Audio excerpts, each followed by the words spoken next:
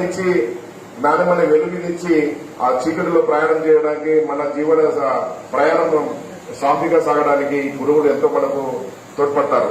ఈ రోజు మనము కోటి విద్యలు కూడుకోరిక అని చెప్పేసి మనము రకరకాల పనులను ఈ రోజు మనము మన పొట్ట నింపుకోవడానికి ఆ విద్యనే పనికొస్తుంది.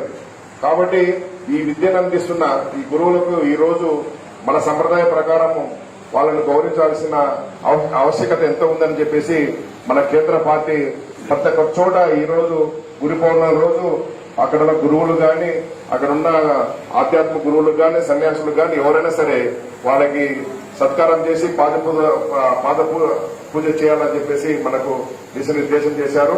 ఇలాంటి సంప్రదాయాలు ప్రతి ఒక్కరికి ప్రజలకు తెలియజేయడానికి మనమే ముందుండాలి, మన పార్టీ ముందుండాలని చెప్పేసి ఈ రోజు మనం ఇలాగా స్టార్ట్ చేస్తున్నాము.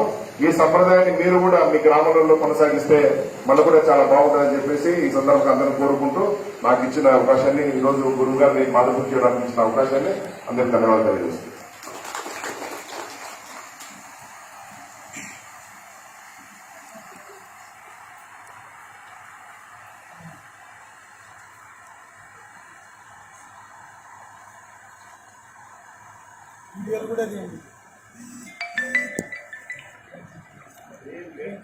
గురుగారు ఎంతో మందికి జ్ఞానం ప్రసాదించారు.